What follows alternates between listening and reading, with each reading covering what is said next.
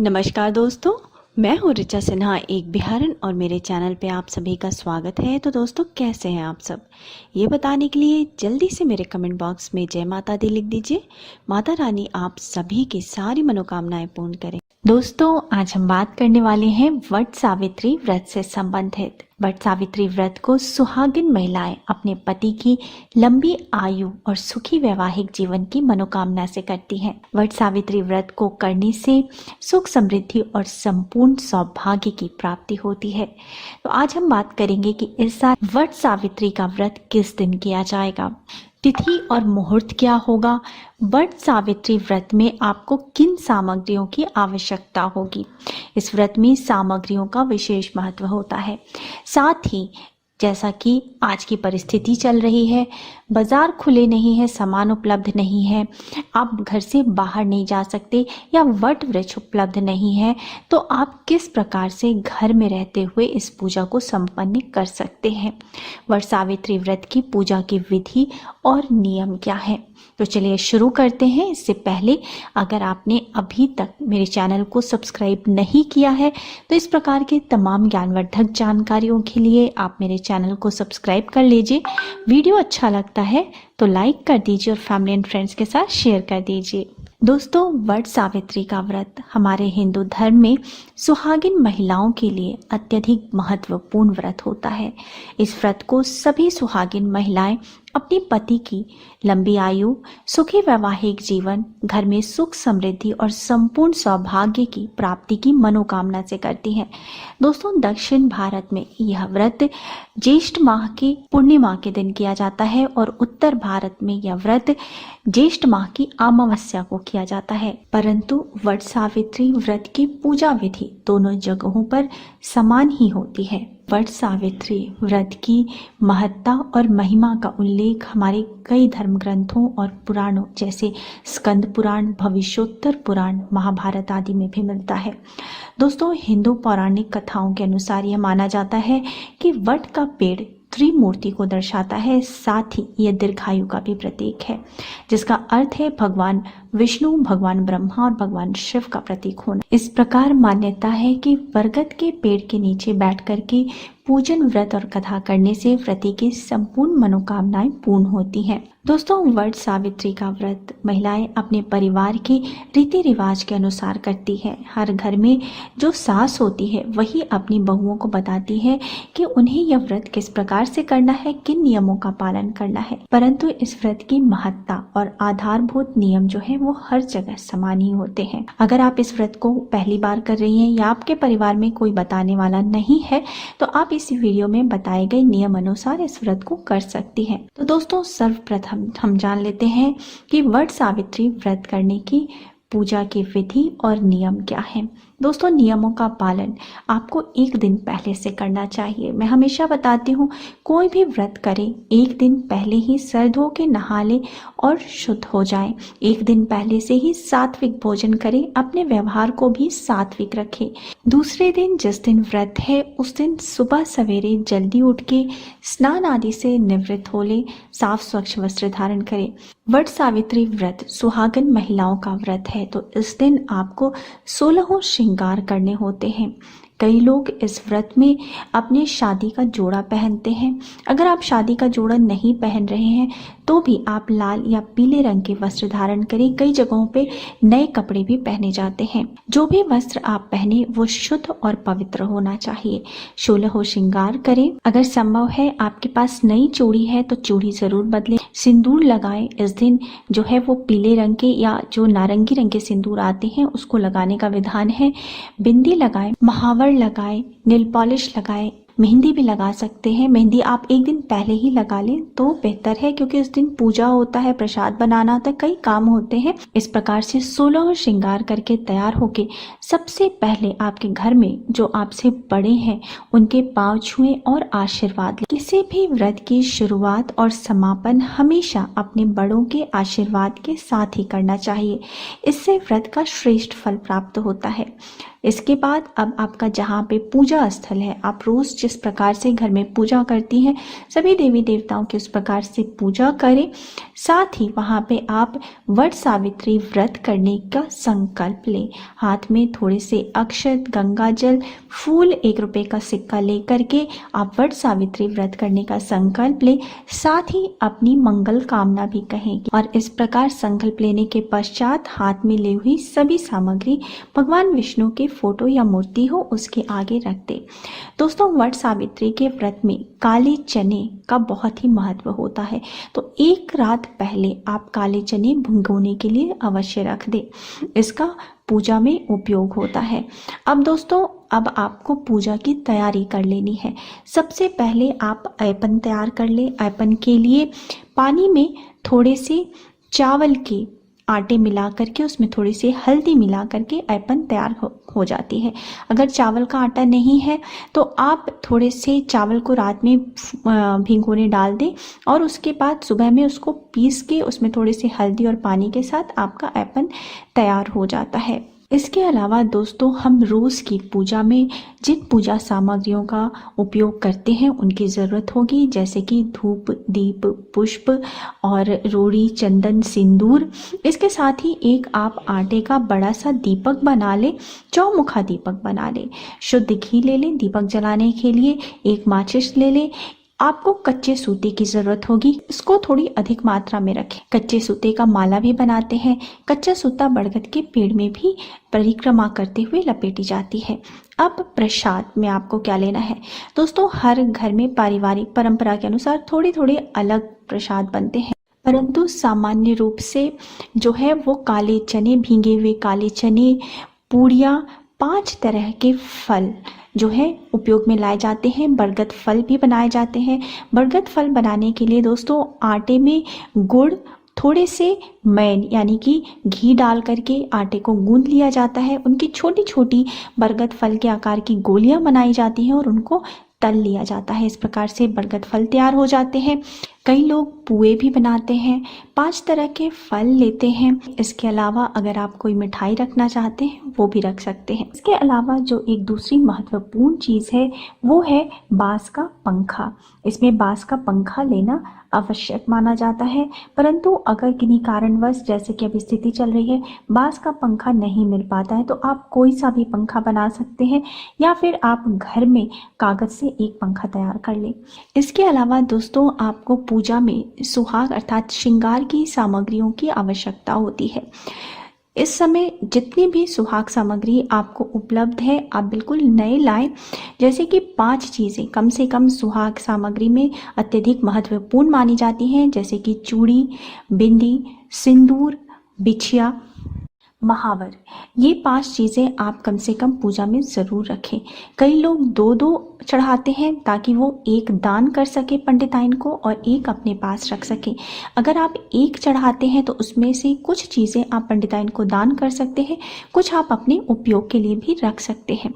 इसमें कपड़े भी चढ़ाए जाते हैं। अगर आप साड़ी चढ़ाना चाहते हैं, चुनरी चढ़ाना चाहते हैं, आप चढ़ा सकते हैं।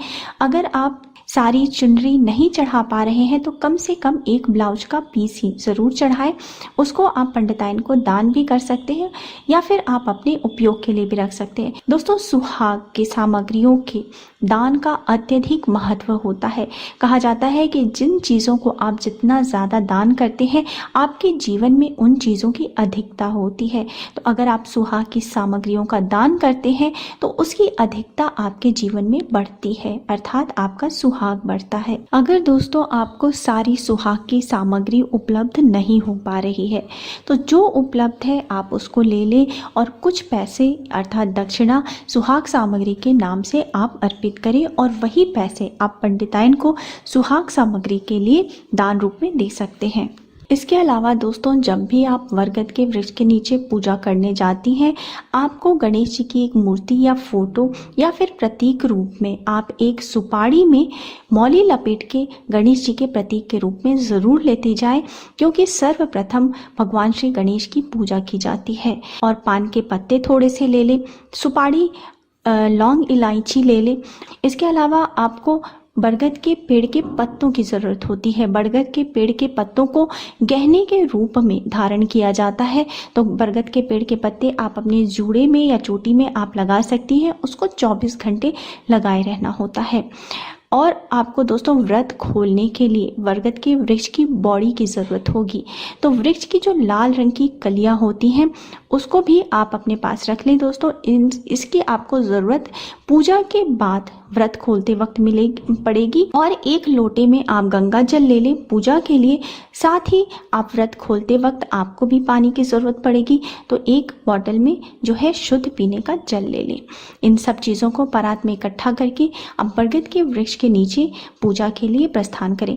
दोस्तों, अगर बरगद का वृक्ष उपलब्ध नहीं है, ये प्रश्न बहुत आता है, उपलब्ध नहीं है और आजकल तो लॉकडाउन चल रहा है, तो घर से अगर बाहर नहीं जा सकते पूजा करने, तब क्या करें दोस्तों? उसके लिए आप अपनी पूजा स्थल पर एक चौकी पर लाल रंग का कपड़ा बिछा करके और चौकी पर एक लक्ष्मी नारायण की मूर्ति या प्रतिमा, साथ ही भगवान शिव और माता पार्वती की प्रतिमा या मूर्ति स्थापित करें। दोस्तों, त्रिदेव में ही पूरी दुनिया निहित है। हम बरगद की पेड़ की पूजा भी त्रिदेव के प्रतीक के रूप में ही करते हैं। तो अगर आप बरगद के वृक्ष के पास नहीं जा सकते हैं, उपलब्ध नहीं है, तो आप अपने घर में ही इस प्रकार से पूजा कर सकते हैं। साथ ही वहाँ पे एक तुलसी का पौधा भी रख लें।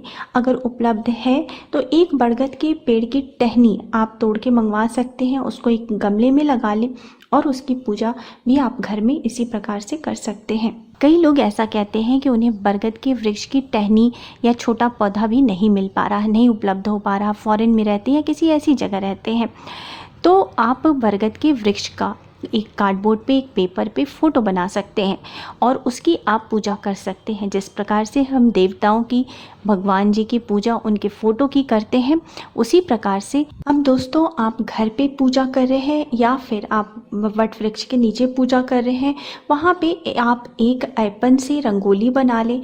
उसके बाद जो है आप अपनी पूजा की सामग्री वहाँ पे रखें और सर्वप्रथम भगवान श्री गणेश और माता गौरी की पूजा करें। इसके बाद आपको वट वृक्ष की पूजा करनी होती है। अगर संभव हो तो देवी सावित्री और सत्यवान की भी मूर्ति या प्रतिमा स्थापित करें। अब आपको बरगद के पेड़ के जड़ को सींचना होता है, वहाँ पे जल अर्पित करें, धूप दीप दिखाएं, पुष्प अर्पित करें, टीका चंदन हल्दी कुमकुम रोड़ी अर्पित करें और उसके बाद प्रसाद अर्पित करें।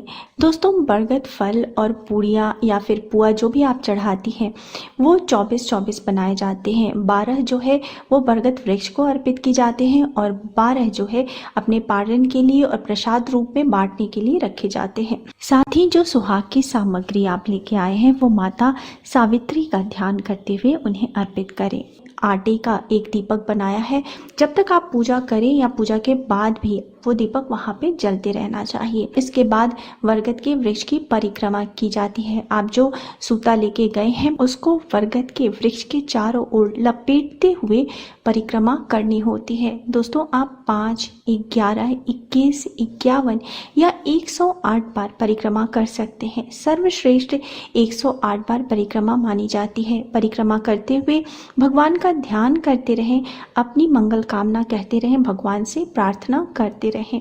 दोस्तों, इस प्रकार परिक्रमा करने के पश्चात आपको सावित्री सत्यवान की कथा सुननी या पढ़नी होती है। इसके बाद दोस्तों आपको जो कच्चा धागा आप लेके गए हैं, मैंने कहा था थोड़ी अधिक मात्रा में आप लीजिएगा, तो इस कच्चे धागे से आपको 2 माला बनानी होती है। इसको 12 बार लपेटते हुए एक माला बनाएं और इसी प्रकार से दूसरी माला बना लें। अगर आपके पास हल्दी है तो थोड़ी सी हल्दी आप इस माला में लगा दें। एक माला आपको वट के वृक्ष पे अर्पित करना होता है और एक माला आपको स्वयं धारण करना होता है। पुनः 6 बार माला को वृक्ष से बदलनी है। बाद में एक माला चढ़ी रहने देना है और एक आपको स्वयं पहन करके घर आ जाना है। दोस्तों, जब पूजा समाप्त हो जाती है तब स्त्रियां 11 चने और वृक्ष की बॉडी जो मैंने बताई थी कि लाल रंग की जो वृक्ष की कलियां होती हैं उसको निकलना होता है पानी के साथ। आप जो पानी का बॉटल लेके आए हैं उसके साथ आप इसको निगलते हुए आप अपना व्रत का पारण करती हैं। ऐसा करने के पीछे यह धारणा है कि सत्यवान जब तक मरणावस्था में थे तब तक सावित्री को अपनी कोई सुध नहीं थी, लेकिन जैसे ही यमराज ने सत्यवान को जीवित कर दिया तब सावित्री ने अपने पति सत्यवान को जल पिलाकर स्वयं वट वृक्ष की बॉडी खा करके जल ग्रहण किया था। और इस प्रकार से आपकी पूजा संपन्न होती है। आप वहाँ पे अगर पंडिताइन हैं तो आप वहीं पर कुछ प्रसाद और पूजा की सामग्री, फल और कुछ दक्षिणा आप अपने सामर्थ्य अनुसार पंडिताइन को दान करें, उनका पैर छू करके आशीर्वाद लें और बट वृक्ष को प्रणाम करते हुए पूजा में हुई त्रुटियों के लिए क्षमा मांगते हुए अपने घर आएं। घर पर आके अपने बड़े बुजुर्गों का पैर छू करके आशीर्वाद लें, अपने पति के भी चरण स्पर्श करें और अपने पति को आदरपूर्वक भोजन कराएं। साथ ही जो आप पास का पंखा लेके गए हैं उससे उनको हवा करते रहें। यह प्रतीकात्मक रूप है कि आप पति की सेवा कर रहे हैं। इसके बाद स्वयं भी इस दिन सात्विक भोजन करें। दोस्तों, हम जान लेते हैं कि वट सावित्री का व्रत इस साल किस दिन मनाया जाएगा। जैसा कि मैंने बताया कि दक्षिण भारत और उत्तर भारत में इस व्रत को करने की तिथि अलग अलग होती है। उत्तर भारत में यह व्रत किया जाता है ज्येष्ठ माह की अमावस्या के दिन, जो कि इस साल अर्थात 2021 में होगा 10 जून गुरुवार के दिन। अर्थात वट सावित्री का व्रत किया जाएगा 10 जून गुरुवार के दिन। वहीं अमावस्या तिथि प्रारंभ हो जाएगी 9 जून को ही दोपहर के 1:57 से और ये रहेगी 10 जून के शाम के 4:22 तक। और अगर आप वट सावित्री का व्रत जो है वो पूर्णिमा के दिन करते हैं, अर्थात अगर आप वट पूर्णिमा करते हैं तो ये व्रत आप करेंगे 24 जून गुरुवार के दिन। वहीं पूर्णिमा तिथि प्रारंभ होगी 24 जून को सुबह के 3:32 से और ये रहेगी 25 जून के रात के 12:09 तक। उम्मीद है दोस्तों आपको मेरा आज का वीडियो पसंद आया होगा और आपको वट सावित्री व्रत की पूजा विधि से संबंधित संपूर्ण जानकारी मिली होगी।